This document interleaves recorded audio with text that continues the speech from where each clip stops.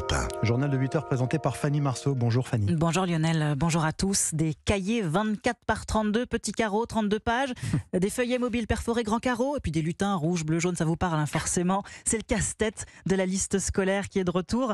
Et cette fois, elle va coûter un peu plus cher. Heureusement, pour les 3 millions de familles les plus modestes, l'allocation de rentrée scolaire est versée à partir d'aujourd'hui, revalorisée de 5,6% pour faire face à l'inflation, à la montée des prix. Un coup de pouce essentiel pour Claudia, dont le fils entre en 3e. Elle est au micro européen de Noémie Loisel. J'aurais pas eu cette allocation-là, j'aurais pas pu acheter les baskets, les vêtements, plus les fournitures scolaires. Avec 400 €, c'est impossible. C'est un plus. Comme moi, je touche le RSA, ça aurait été très restreint. Voilà, j'aurais peut-être pas pu tout acheter. C'est 400 € de plus, donc c'est pas anodin. Donc là, le fait d'avoir l'allocation de rentrée scolaire, me permet d'être à l'aise pour les fournitures scolaires. Et puis pouvoir prendre aussi un petit peu de la marque, même dans le matériel, parce que en général, on prend toujours du premier prix. Mon fils, des fois, me demande est-ce que je peux prendre ça. Donc des fois, je lui dis non, c'est un petit peu cher. Une paire de baskets pour un jeune de 14 ans, il faut compter 150 € minimum. Donc là, c'est vrai que ça permet d'acheter au-delà de ce qu'on doit acheter. Claudia, mère de famille, qui va donc toucher l'allocation de rentrée scolaire. Pour un enfant de 6 à 10 ans, elle peut percevoir 398 €, 420 pour les 11-14 ans et 434 pour les 15-18 ans. C'est une grande voix, une ancienne grande voix d'Europe 1 qui nous a quittés hier. Le journaliste Gérard Leclerc a trouvé la mort dans un accident d'avion en Loire-Atlantique. Oui, un petit avion de tourisme qu'il pilotait pour aller assister au concert de son demi-frère Julien Clerc à La Baule. À bord, 2 autres passagers, dont Michèle Monory, la fille de l'ancien président du Sénat René Monory. Depuis hier soir, personnalités politiques et anciens collègues rendent hommage à Gérard Leclerc, un homme dont le parcours a marqué le monde médiatique français. Retour sur une vie au service du journalisme avec Thibaut Hu. Gérard Leclerc, les cheveux en bataille, cravate et costume impeccable, né d'un père haut fonctionnaire à l'UNESCO et d'une mère musicienne. Il est aussi le demi-frère du chanteur Julien Clerc, avec qui il a entretenu une relation complice depuis l'enfance. Diplômé de Sciences Po Paris en 1976, il commence sa carrière avec un premier stage au Monde, puis un poste à Europe 1 sur notre antenne. Il est tout d'abord reporter, puis journaliste au service économique, 7 ans dans notre rédaction et de nombreux reportages. Écoutez, Gérard Leclerc à Orly, en 1980, il couvrait un attentat dans l'aéroport. C'est à 0h49 précise que tout l'aéroport d'Orly-Ouest a été secoué par une explosion. Les premiers passagers ont pu prendre leurs avions comme prévu dès 6h50 ce matin, même s'ils ont dû monter les escaliers à pied et traverser un aéroport où il y avait beaucoup de courants d'air. Aéroport d'Orly-Ouest, Gérard Leclerc, Europe 1. Europe 1, une maison qu'il connaît par cœur avec son épouse Julie Leclerc, la meneuse de jeu Julie, pour vous, auditeurs, l'une des voix emblématiques de l'histoire de votre radio. Puis Gérard Leclerc a continué sa route de longues années sur Antenne 2 et bien plus tard en 2009 chez LCP, nommé président de la chaîne. Il ne quittera plus jamais le petit écran. Presque 10 ans plus tard, les téléspectateurs le retrouvent sur CNews et c'est cette dernière image que beaucoup garderont de Gérard Leclerc en plateau dans le costume de l'éditorialiste politique. Thibaut Hu, toutes les équipes d'Europe 1 présentent leurs très sincères condoléances aux proches de Gérard Leclerc et particulièrement à son épouse Julie. Europe 1, 8h04. À Grasse, 3 jours après la mort de 3 personnes dans un incendie, le suspect de 47 ans a finalement reconnu être à l'origine du feu. Oui, il avait jeté un mégot de cigarette encore allumé dans le couloir de cet immeuble du centre-ville de Grasse. Il a été mis en examen et incarcéré. Dans les Pyrénées-Orientales, le feu est totalement maîtrisé. 480 hectares sont partis en fumée à Argelès-sur-Mer et à Saint-André. 3000 personnes évacuées, notamment dans les campings totalement dévastés. Des vacanciers que le ministre de la Transition écologique, Christophe Béchu, est allé rencontrer sur place hier. Écoutez. Le camping est dévasté. La difficulté, elle est assez simple, c'est que quand le feu a commencé à se répandre dans les bungalows, les bouteilles de gaz qui sont à l'intérieur de chacun des bungalows ont provoqué des explosions et rendaient impossible le fait qu'on envoie des soldats du feu au milieu de ces pièges et de ces explosions en série. Donc c'est la quasi-totalité du camping qui a pris feu et qui a disparu sous les flammes. Cet incendie qui, à la fin, aura consumé un peu plus de 500 hectares, il a pris dans une zone particulièrement dense en termes d'habitation, de camping et dans un secteur urbanisé. Et hier soir, il y avait plus de 2000 personnes qui ont bénéficié à un moment ou à un autre d'un hébergement mis en place par la commune. Christophe Béchu, le ministre de la Transition écologique. Notez que tous les civils sont indemnes, mais 20 sapeurs-pompiers ont été blessés, dont un gravement. Il est 8h et bientôt 6 minutes sur Europe 1. Vous nous écoutez peut-être les pieds dans l'eau sur votre lieu de vacances et vous le constatez sans doute par endroits, le plus souvent, on peut dire. Les rues sont propres, les poubelles vides et la sécurité assurée. Eh bien oui, puisque pendant que certains se dorent la pilule, les agents publics s'assurent que vous profitez sereinement de vos vacances dans les villes balnéaires notamment qui sont assaillies de touristes. Eh bien les collectivités locales ne s'arrêtent jamais.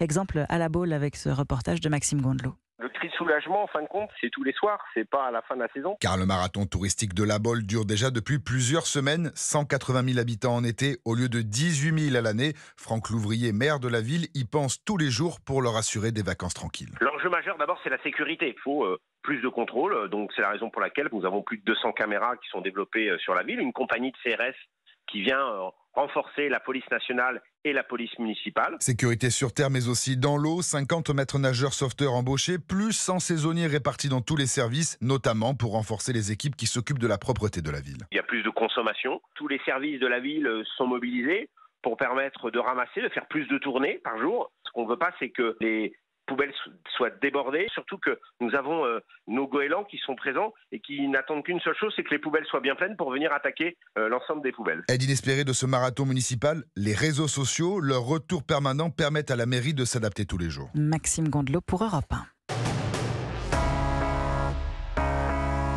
On passe au sport. Dimitri Vernet nous a rejoint en studio. Bonjour Dimitri. Bonjour Fanny, bonjour Lionel, bonjour à tous. Bon, c'est le drame à Marseille ce matin. L'OM ne disputera pas la Ligue des Champions cette saison. Et oui, les Olympiens ont dit adieu à la C1 hier soir, éliminés dès le tour préliminaire par les Grecs du Panathinaïkos. Pourtant, tout avait bien commencé pour les Marseillais devant leur public, menant 1-0 en seulement 90 secondes de jeu, 2-0 même juste avant la mi-temps.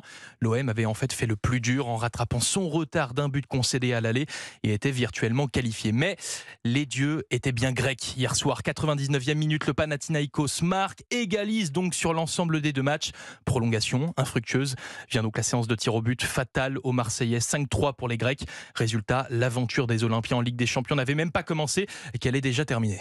Un cauchemar vécu par des centaines de supporters en tribune. Dépités après le match, le correspondant d'Europe 1, Stéphane Burgat, a pu constater hier soir leur immense déception.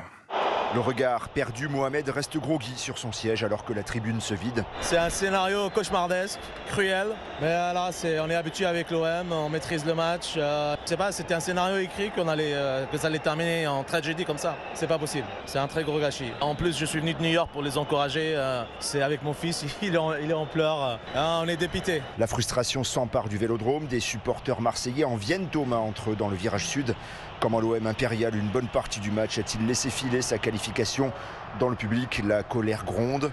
La vérité, je suis énervé. Ils nous ont jamais fait plaisir, l'Olympique de Marseille. Jamais on a été heureux avec eux. T'imagines, j'ai plus de voix. On gagne 2-0 à la 98e. Et voilà, ils doivent pas le perdre. Je suis là, moi, toute l'année. Je suis Marseillais à vie et à la mort. Mais voilà, je suis dégoûté d'eux. Je suis dégoûté encore d'eux. Et voilà. Je pourrais pas leur pardonner de toute la saison. À part si on finit champion. Si on finit champion, ça va. Certains y voient une malédiction. Encore une triste soirée qui restera dans les mémoires des supporters. Ça tombe toujours du mauvais côté. C'est hallucinant. Ça fait des années que je viens au stade. C'est une des plus grosses déceptions. Peut-être pas des cauchemars, mais je vais pas beaucoup dormir à mon avis. Marseille, Stéphane Burgat, Europe 1. De la déception, de la frustration après le match côté supporter, comme du côté du club de l'OM et de son président Pablo Longoria au micro Europe 1 de Jean-François Pérez. On partage la déception et la frustration de nos supporters. C'était un des objectifs primaires de la saison. Et je crois qu'on a fait un match qu'on n'a rien à reprocher dans l'attitude, dans les comportements de nos joueurs, dans les jeux en général. C'est dur.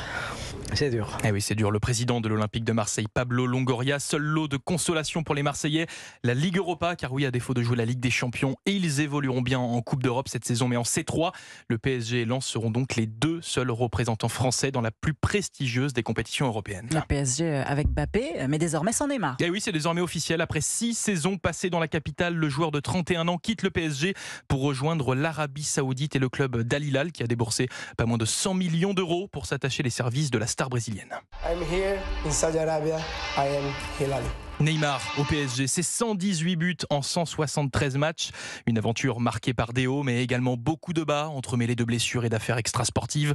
Mais c'est également ça, Neymar. Il ne laisse personne indifférent et restera forcément dans l'histoire du club rouge et bleu. Enfin, toujours en football, on connaît désormais le premier finaliste de la Coupe du Monde féminine, l'Espagne. Oui, l'Espagne, qui a obtenu son ticket hier après sa victoire 2-1 face à la Suède.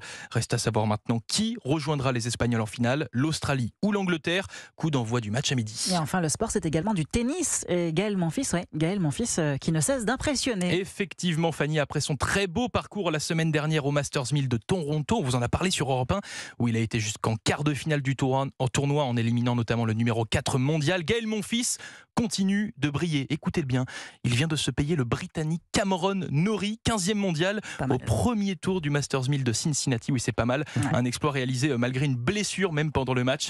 C'est juste impressionnant. À son âge, à presque 37 ans, il se qualifie pour le deuxième tour de la compétition, où il va affronter aujourd'hui l'Australien Alex de Minaur. Allez Gaël. Merci Dimitri Vernet. Merci Fanny Marceau.